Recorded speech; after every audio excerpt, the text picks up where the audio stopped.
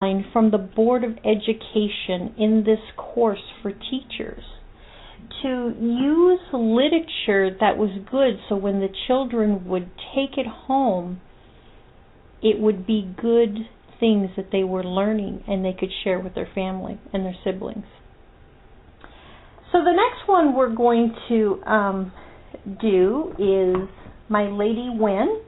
Now this one is a little bit longer, and it's a very interesting story. I was actually a little bit surprised that this was in a second grade reader book. But that was one of the reasons I decided to share this particular rare book out of our library, was this particular story. My Lady Win, my Lady Win, went round about the house to find a chink to set her foot in. She tried the keyhole in the door, she tried the crevice in the floor, and drove the chimney soot in. And there one night when it was dark, she blew up such a tiny spark that all the town was bothered. From it she raised such flame and smoke that many in her great terror woke, and many more were smothered. And thus, when once, my little dears, a whisper reaches itching ears, the same will come, you'll find. Take my advice, restrain the tongue. Remember what old nurse has sung of busy Lady Wind. Now, this story was actually created from the time frame where fires swept through many towns. It was actually quite a challenge for quite some time, even in Europe.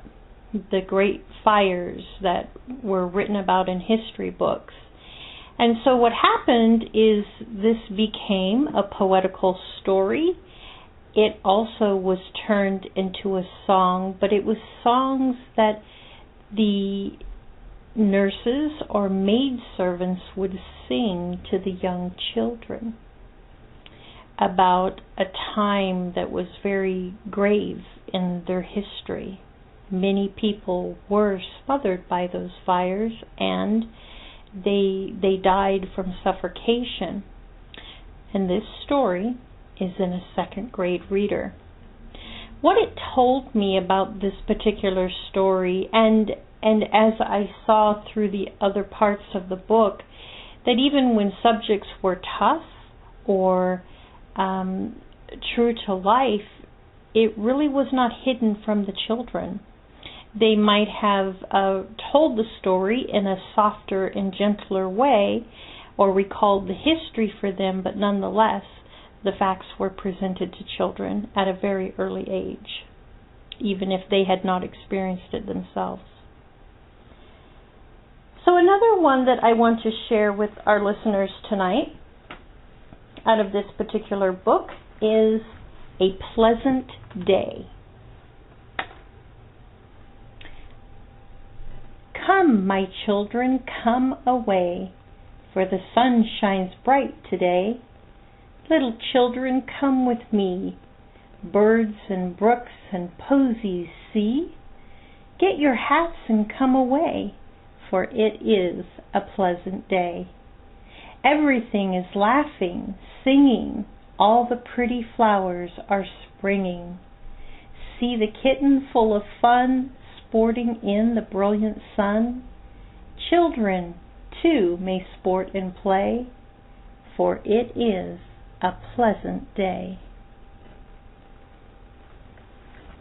So we have a combination of things that we have featured here tonight through this book. Lady Win was actually a story, and somewhat in rhyme, and then became a song. Robin and Pussycat was a poem changed into a song, and then we have a Pleasant Day poem. So there was a variety of stanzas and lyrical stories that are taking place throughout the entire book. Some of the stories, they're not lyrical or poetic at all, but highly entertaining. What was interesting to me is that they were every one of the stories had a lesson that went with it. And that was the way they taught the children of the day back then. So I thought I would share this very interesting history with our listeners tonight. I certainly have enjoyed presenting this book, Songs and Stories, one of the Goldenrod books from 1896.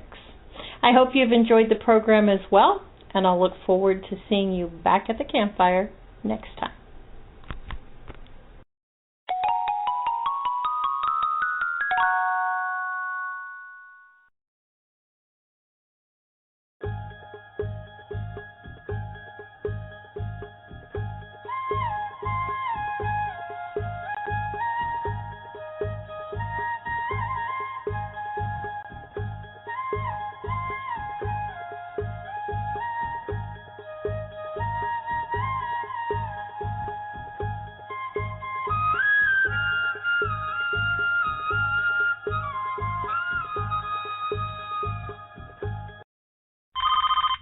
Hello? Lisa, it's Janet. What's wrong?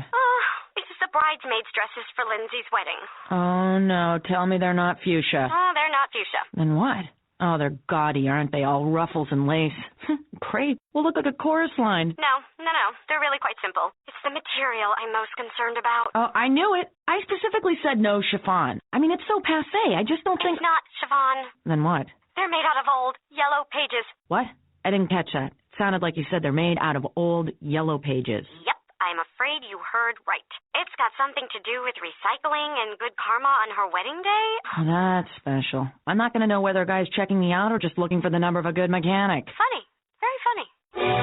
There's a better way to recycle your outdated Dex phone books. Find out just how easy we've made it in your neighborhood. Call 1-877-2-GET-DEX or log on to DexKnows.com.